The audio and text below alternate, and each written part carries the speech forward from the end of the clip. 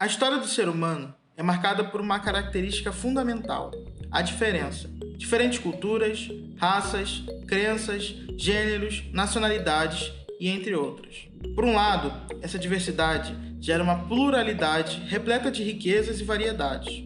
Por outro lado, levou a um histórico de guerras, opressões e perseguições. Tais desdobramentos criaram a necessidade fundamental de proteção à existência humana. Nesse contexto, surgiu o conceito de direitos humanos. No entanto, mesmo em pleno século XXI, esse termo ainda causa dúvidas sobre o seu significado e a sua aplicação em nosso dia a dia. Por isso, a CAS Brasil resolveu abordar essa temática para tentar esclarecer a seguinte questão: afinal, o que são os direitos humanos e para que servem?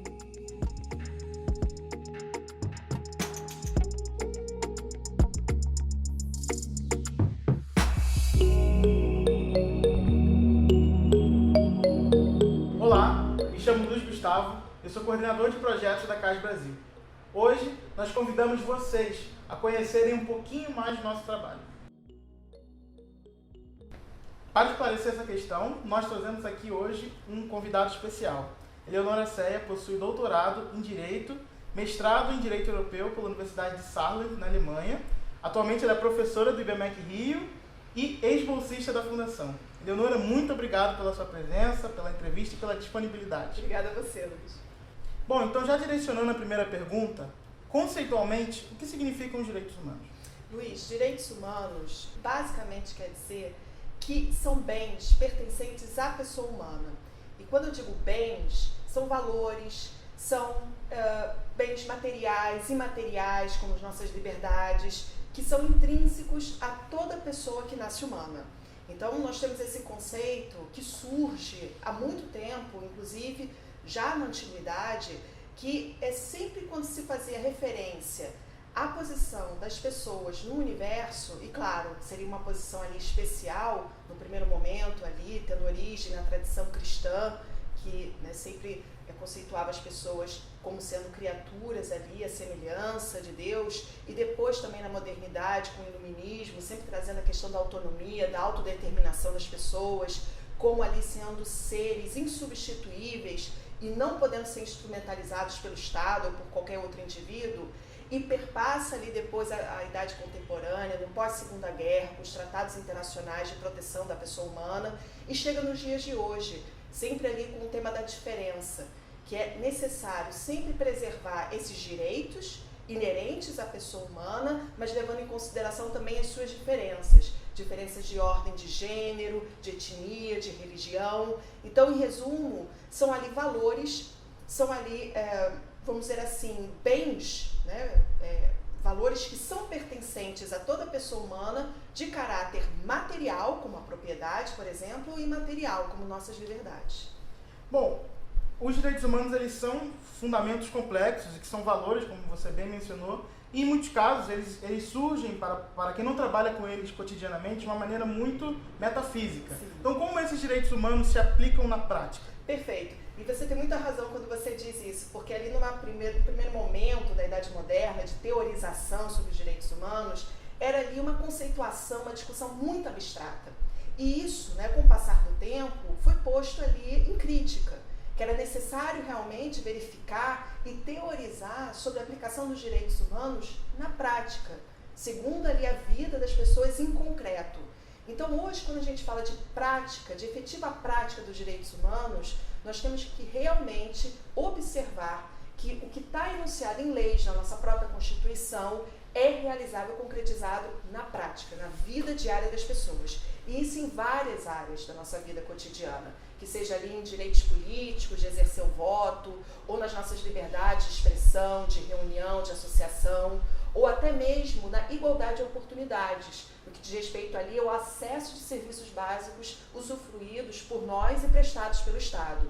Então a gente tem realmente uma certa conscientização na academia, que seja ali entre a classe política, de não apenas ter o cuidado de, claro, enunciar abstratamente em leis, na nossa legislação, ali o pertencimento de tais bens por todas as pessoas, mas também verificar e, claro, assegurar a efetividade desses bens na prática, no dia a dia das pessoas, e sempre levando em consideração ali as desigualdades, né? Ou seja, as diferenças que podem haver entre os grupos sociais. Perfeito. E existe uma relação intrínseca entre os direitos humanos e o direito internacional. Isso. Você poderia comentar um pouquinho pra gente como se dá essa relação entre os dois? Claro, assim, quando a gente estuda a história, né, dos direitos humanos, a gente percebe que realmente foram direitos ali, num primeiro momento, assegurados em documentos de direito interno, nacional.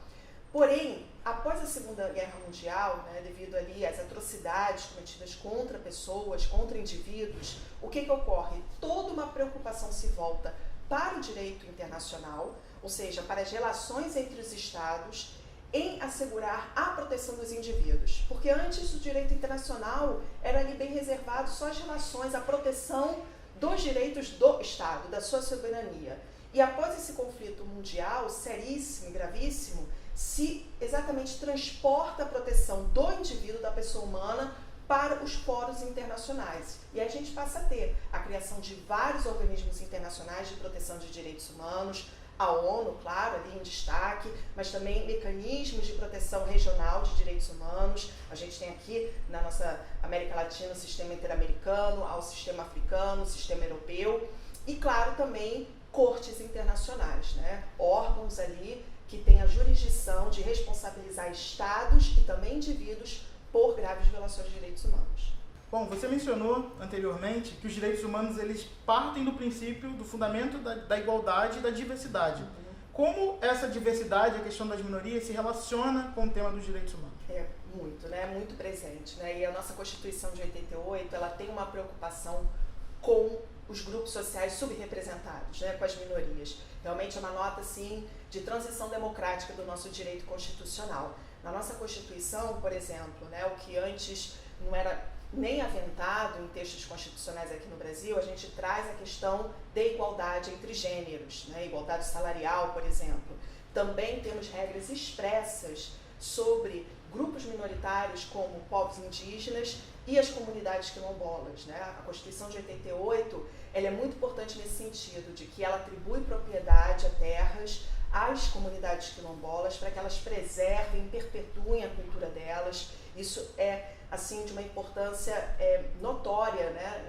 Na garantia da igualdade plural, que é até um conceito que vem do direito internacional, isso é muito interessante, que exatamente é a ideia de igualdade, de preservação de culturas minoritárias. E também a nossa Constituição, Luiz, ela apresenta um capítulo inteiro sobre direitos dos povos indígenas, inclusive o direito de ter suas terras demarcadas e da mesma forma para perpetuarem a cultura, né? E não ser ali essa cultura minoritária absorvida pela majoritária. Então, realmente, a nossa Constituição, ela, claro, né, tem falhas, né, principalmente falhas de efetividade, mas no que diz respeito à garantia, né, textual, né, e legislativa de grupos minoritários e seus direitos, ela é digna de nota, digna de importância. No caso das violações de direitos humanos, a que órgãos a população deve recorrer em caso de violações? Bom, perfeito. Assim, de início, né, é bem importante que a gente diferencie que há órgãos de proteção que possam receber de denúncias de violações de direitos humanos no âmbito interno, mas também no âmbito internacional. Esses órgãos de proteção de direitos humanos no âmbito internacional, Luiz, funcionam de forma subsidiária, complementar aos órgãos internos. Então, sempre ali no caso de uma violação de direitos humanos, o indivíduo, né, a vítima, ela deve procurar ali, num primeiro momento, um órgão interno. Por exemplo, o Ministério Público, que tem uma atuação muito importante em casos de racismo, de intolerância religiosa aqui no Brasil. Defensoria Pública, que é um órgão de extrema importância aqui no direito brasileiro, que defende pessoas que não têm condições de pagar por um advogado, que também tem muita atuação em causas de direitos difusos, como direito à saúde, educação, direito à maternidade. Então, no primeiro momento, a gente sempre procura ali um órgão interno. Também é importante dizer que há o Conselho Nacional de Direitos Humanos, que toda a Assembleia Legislativa tem uma comissão de defesa de direitos humanos, ali que para receber, para tratar de violações, de casos, né, de violações de direitos humanos. Então, realmente aqui no âmbito interno, há uma pluralidade de órgãos. Agora, se esses órgãos, por algum motivo, falham, ou porque são coniventes, ou, por exemplo, né, algo que é muito comum aqui no Brasil, né, a morosidade da justiça, e a violação não é tratada, reparada, há subsidiariamente órgãos internacionais, como, por exemplo, muito atuante aqui na nossa região, que é a Comissão Interamericana de Direitos Humanos. Então, um indivíduo ou uma própria ONG, né, uma organização não governamental de direitos humanos, ou o Ministério Público, Defensoria, órgãos do Estado também, podem aí levar à comissão um caso de denúncia de violação de direitos humanos. E há todo um outro sistema, diferente do interno, em que essa denúncia será ali tratada, deve ser comprovada, claro, as partes serão ali chamadas, né, a contar o que aconteceu, os fatos, e se for muito grave e não houver ali qualquer possibilidade de uma resolução amigável, o caso pode ser levado, inclusive, à Corte Interamericana de Direitos Humanos e culminar com uma condenação, né, internacional do Brasil perante o sistema interamericano. E caso o Brasil seja condenado, como o Estado brasileiro seja condenado nesse sistema internacional, como se dá a aplicação da jurisprudência? Certo. Assinamos o tratado, né, o Pacto de São José. Então, realmente, nós somos submetidos à jurisdição da Corte. Então, a sentença condenatória da Corte é de seguimento obrigatório pelo Brasil. Então, sempre ali, por exemplo, uma sanção comum, né, de sentenças condenatórias da Corte Interamericana, o pagamento ali de uma compensação financeira ou uma reforma legislativa e, claro, a responsabilização criminal dos envolvidos, se for o caso. E a Corte faz todo um papel gradual de seguir, de acompanhar se o Estado está ali cumprindo todos esses pontos da sentença. Então é muito importante que, por vezes, a pessoa pode imaginar, poxa, mas é um sistema externo, distante, talvez seja ali só uma sentença, né, proclamando ali a condenação, mas nada assim efetivo. Muito pelo contrário, o Brasil é obrigado a cumprir tais decisões porque está submetido a um tratado internacional. Bom, e falando um pouquinho sobre conhecimento, como você acabou de trazer, esse mês a Fundação Conrad Adenauer, junto com a Cooper Brasil, vai realizar o curso, que você mesma será uma das professoras, que se chama Desigualdade Social no Contexto Brasileiro. Nós vamos debater o princípio dos direitos humanos e relacioná-lo com o tema da desigualdade estrutural do Brasil. E eu queria saber de você qual é a importância de cursos dessa natureza para o ensino de direitos humanos no Brasil. Perfeito. É de fundamental importância, né? Porque é claro que nós temos os problemas estruturais aqui no Brasil. Desigualdade socioeconômica, que é o grande tema, né, do curso. Também temos, Luiz, ali uma grande tarefa ainda a fazer, que é prestar contas com momentos ali de graves violações de direitos humanos aqui no Brasil, no nosso passado, como a época da escravidão, o regime civil-militar. Então, além desses problemas estruturais, nós temos um outro muito grave, que é o desconhecimento, por variadas razões. As pessoas, não digo ali nada associado talvez à formação escolar de uma pessoa, não, em geral, as pessoas não conhecem, né, esses mecanismos de proteção de direitos humanos, ou até mesmo os próprios direitos que elas fazem jus, que estão ali previstos na legislação. Então, por isso a importância de cursos como esse, exatamente para disseminar conhecimento de uma linguagem ali muito simples, né, plural, e faça cada vez mais que as pessoas conheçam os seus direitos. Então, Eleonora, eu queria que você falasse um pouquinho para mim da ideia do Manual de Agentes Jurídicos Populares e como ele funciona. Perfeito. A ideia realmente da elaboração do manual partiu da organização de cursos de formação de direitos humanos pela Fundação Adenauer aqui no Brasil. Participei já de vários e ali algo que a gente sempre percebia, notava por parte dos indivíduos, das pessoas em geral, que é um público bem heterogêneo, Luiz, assim, bem plural, era a necessidade de um registro de todas as discussões e informações que eram travadas ali durante o curso, né? Porque é uma carga horária até bem intensa. Então, daí a ideia da elaboração do manual, de a gente sistematizar, organizar as informações com relação a direitos humanos, mecanismos de proteção, o que fazer no caso de violação, de uma forma bem simples e ilustrativa. Todas as publicações da Fundação Conrad Adenauer são disponibilizadas gratuitamente no nosso site. E caso você queira ter uma cópia física das publicações, é só entrar em contato com a gente através de nossas redes sociais.